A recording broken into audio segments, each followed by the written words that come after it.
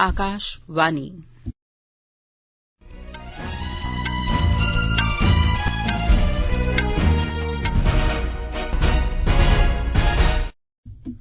खबरां श्रुति खजूरिया कोला। प्रधानमंत्री नरेंद्र मोदी होरें आखेआ जे भारत सैमीकंडक्टर दे खेतर च माल तैयार करने दे मामले च दुनिया दा इक प्रमुख केन्द्र बनने लेई तैयार ऐ। केन्द्र नै 3 लक्ख खाली पेदी थाहरें कन्नै राष्ट्रीय कैडट कोर एनसीसी दे विस्तार दे प्रस्ताव गी मंजूरी दित्ती। आयुष मंत्रालय दे सचिव वैद्य राजेश कोटेचा होरें योग महोत्सव 2024 दी शुरुआत कीती। सूचना ते प्रसारण मंत्री अनुराग सिंह ठाकुर होरें नमीं दिल्ली च आकाशवाणी समाचार ते दूरदर्शन समाचार दी संशोधित वैबसाइट दी शुरुआत कीती ते सरकार नै 17 सितंबर गी हैदराबाद मुक्ति दिवस मनाने दा फैसला कीता। खबरां तफसील कन्नै। प्रधानमंत्री नरेंद्र मोदी होरें विश्वास जाहिर कीता ऐ जे भारत औने आले समें च सैमीकंडक्टर विनिर्माण च इक वैश्विक केन्द्र ते उद्योग जांच अगुआ बनने आस्तै तैयार ऐ।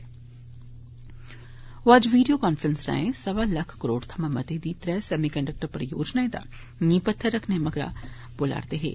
इनें परियोजनाएं च गुजरात दे धोलेरा खास निवेश खेतर च मुल्ख दा पैहला वाणिज्य सैमीकंडक्टर फैब, असम दे मौरीगांव च आउटसोर्स सैमीकंडक्टर असैम्बली ते टेस्ट सुविधा ते गुजरात दे सानात च आउटसोर्स सैमीकंडक्टर शामिल न। प्रधानमंत्री होरें आखेआ जे सैमीकंडक्टर उद्योग दा लाह युवाएं गी थ्होग। प्रधानमंत्री होरें आखेआ जे पूर्वोत्तर राज्य दक्खन पूर्व एशियाई मुल्खें कन्नै जुड़ने आस्तै मजबूत होआ'रदे न ते इस खेतर च इस चाल्ली दे उद्योग कायम करने दे बारै च पैहले कदें बी कुसै ने नेईं सोचेआ। प्रधानमंत्री होरें आखेआ जे जिसलै दुनिया कोविड महामारी मगरा इक भरोसेमंद ते लचीली वैश्विक आपूर्ति श्रृंखला भागीदार दी सोच च ऐ, ऐसे समें च भारत नै सैमीकंडक्टर जनेह् उभरदे खेतर च अपने आपा गी वैश्विक नेता दे तौर पर स्थापित करने दा लक्ष्य बनाया ऐ। उनें आखेआ जे चिप निर्माण भारत गी आत्मनिर्भरता ते आधुनिकता आली भेठा लेइयै जाग। उनें आखेआ जे चिप निर्माण साढ़े मुल्ख दे युवाएं आस्तै बेशुमार संभावनाएं दे भित्त खोली देग, जेड़ा मुल्ख दी तेज रफ्तार आली प्रगति कन्नै आश्वस्त होआ'रदा ऐ। मुल्खै च विदेशी निवेश गी प्रोत्साहित करने आस्तै अपनी सरकार आसेआ कीते जा करदे व्यापक जतनें दे बारै च प्रधानमंत्री होरें आखेआ जे सरकार नै व्यापार करने गी सखल्ला बनाने पर ध्यान केन्द्रित कीता ऐ ते 40,000 थमां मते पराने नियमें गी खत्म कीता गेआ। Tata electronics private limited TEPL 91,000 crore रपे दे कुल निवेश कन्नै धोलेरा खास निवेश क्षेत्र DSIR च फैब्रिकेशन सुविधा दी स्थापना करा'रदा ऐ। एह् मुल्ख दा पैहला वाणिज्य सैमीकंडक्टर फैब होग। प्रधानमंत्री नरेंद्र मोदी होरें कर्नाटक च 2 सार्वजनिक रैलियें गी संबोधित करङन। भारतीय जनता पार्टी दे राज्य महासचिव ते विधायक सुनील कुमार होरें बेंगलुरू च संवाददाताएं गी दस्सेआ जे प्रधानमंत्री 16 मार्च गी कुलबुर्गी च ते 18 मार्च गी शिमोगा च सार्वजनिक रैलियें गी संबोधित करङन। सुनील कुमार होरें आखेआ जे भाजपा दे राष्ट्रीय अध्यक्ष JP नड्डा, गृहमंत्री अमित शाह ते उत्तर प्रदेश दे मुक्खमंत्री योगी आदित्यनाथ अगले किश दिनें च कर्नाटक दा दौरा करङन। लोकसभा चुनाएं आस्तै कर्नाटक दे मेदवारें दी पैहली सूची रातीं या फ्ही कल तगर घोषित होने दी मेद ऐ। केंद्रीय मंत्रिमंडल नै दिल्ली मैट्रो दे चौथे गेड़ तैह्त 2 गलियारें गी मंजूरी दित्ती ऐ। मंत्रिमंडल दी बैठक मगरा नमीं दिल्ली च मीडिया गी जानकारी दिंदे होई सूचना ते प्रसारण मंत्री अनुराग सिंह ठाकुर होरें आखेआ जे दौनें गलियारें दी कुल लागत 8,400 करोड़ रपे होग। इसदा खर्च केंद्र सरकार, दिल्ली सरकार ते अंतर्राष्ट्रीय फंडिंग एजेंसियां चुकङन।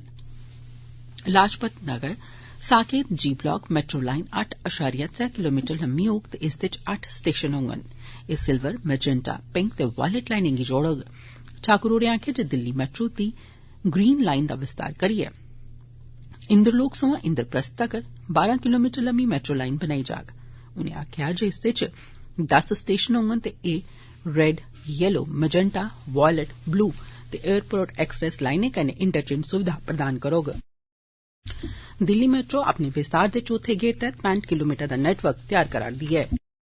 हरियाणा दे नमें मुक्खमंत्री नायब सिंह सैनी होरें राज्य च मौजूदा राजनीतिक घटनाक्रम मगरा खास विधानसभा सत्र दौरान आयोजित शक्ति परीक्षण च अज्ज विश्वास मत जित्ती लैता ऐ। सदन च करीब 2 घैंटे दी चर्चा मगरा भारतीय जनता पार्टी सरकार नै ध्वनि मत कन्नै विश्वास मत हासिल कीता।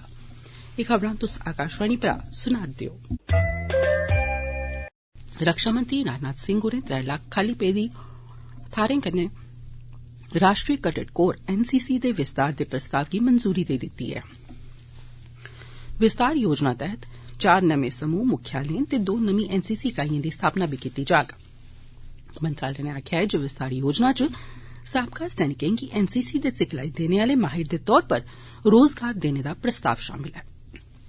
इसदे च आखेआ गेआ ऐ जे एह पैहल अमृत पीढ़ी दे देशभक्त युवाएं दे आधार दा विस्तार करोग, जेड़ा विकसित भारत दे लक्ष्य गी हासिल करने दी दिशा च योगदान देग। सन 1948 च राष्ट्रीय कैडेट कोर च छड़े 20,000 कैडेट्स शामिल हे। अज्ज इंदी गिनतरी बधियै 20 लाख थमां मती होई गेई ऐ। एह दुनिया दा सब्बने थमां बड्डा वर्दीधारी युवा संघ। मंत्रालय नै आखेआ जे राष्ट्रीय शिक्षा नीति 2020 दे मूजब एनसीसी गी इक वैकल्पिक विषय दे तौर पर रखेआ गेआ ऐ। एह विस्तार मुल्ख दे अग्रणी नेताएं दे तौर पर अहम भूमिका निभाने ते युवाएं दी आसें तांगें गी पूरा करने दी दिशा च इक गैं होग। इस विस्तार कन्नै सब्बने राज्यें ते केन्द्र शासित प्रदेशें सोयां एनसीसी कैडेट्स दी भर्थी होग। एनसीसी दा मकसद इक ऐसा परिवर्तनकारी ते ऐसा माहौल बनाना ऐ जित्थे राष्ट्र निर्माण च युवाएं दा सार्थक योगदान रवै। राष्ट्रीय जरनैली शिड़कें सरबंधी भारतीय प्राधिकरण NHAI नै पेटीएम दा फास्टैग इस्तेमाल करने आलें लेई सलाह जारी करियै उनेंगी आखेआ ऐ जे ओह औंदी 15 मार्च शा पैहले कुसै होर बैंक दा फास्टैग इस्तेमाल करना शुरू करी देन। शिड़क ट्रांसपोर्ट ते राष्ट्रीय जरनैली शिड़कें सरबंधी भारतीय प्राधिकरण मूजब इयां करियै राष्ट्रीय जरनैली शिड़कें पर सफर दौरान लगने आले जुर्माने ते दोहरे शुल्क कोला बचने च मदद थ्होग। भारतीय रिजर्व बैंक आसेआ पेटीएम पेमेंट्स बैंक पर लाई गेदी पाबंदी बारै जारी दिशा निर्देशें मूजब पीटीएम फास्टैग इस्तेमाल करने आले इस म्हीने दी 15 तरीक दे बाद अपना फास्टैग रिचार्ज नेईं करी सकङन। उआं ओह फास्टैग च पैहले थमां पेदे पैसे दा इस्तेमाल इस तरीक दे बाद बी टोल टैक्स अदा करने लेई करी सकङन। भारतीय स्टेट बैंक नै सुप्रीम कोर्ट गी एह जानकारी दित्ती ऐ जे 1 अप्रैल 2019 थमां लेइयै इस बरे 15 फरवरी तगर सियासी पार्टिएं कुल 22,217 चुनावी बांड खरीदे ते 22,030 चुनावी बांडें दा इस्तेमाल कीता। सर्वोच्च अदालतै च दायर इक हल्फनामे च SBI नै आखेआ जे अदालत दे दिशा निर्देशें मूजब उनें 12 मार्च गी कारोबारी कम्मकाज आला समें खत्म होने शा पैहले भारतीय चुनाव आयोग दी चुनावी बांड दे सब्बै ब्यौरे उपलब्ध करवाई दित्ते हे। SBI नै आखेआ जे हर इक चुनावी बांड गी खरीदने दी तरीक, खरीदने आले दा नां ते ओदी कीमत सरबंधी सब्बै ब्यौरे जमा करवाई दित्ते गे न। सर्वोच्च अदालतै चुनाव आयोग गी इब्बी निर्देश दित्ता ऐ जे ओह 15 मार्च गी संझा 5 बजे तगर बैंक आसेआ सांझे कीते गेदे ब्यौरे गी अपनी वैबसाईट पर सांझा करै।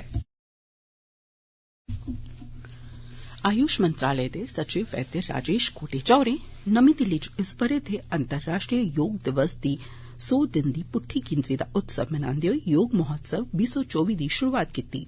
इस मौके पर कोटेचा होरें आखेआ जे पिछले बरे 3 करोड़ थमां मते लोकें अंतर्राष्ट्रीय योग दिवस कार्यक्रम च हिस्सा लैता हा ते इस बरे मेद ऐ जे 30 करोड़ थमां मते लोक इसदे च हिस्सा लैङन। उनें आखेआ जे चिकित्सा दे खेतर च भी योग महत्व आली भूमिका निभा'रदा ऐ। योग गी राष्ट्रीय चिकित्सा आयोग आसेआ MBBS पाठ्यक्रम च शामिल कीता गेआ ऐ।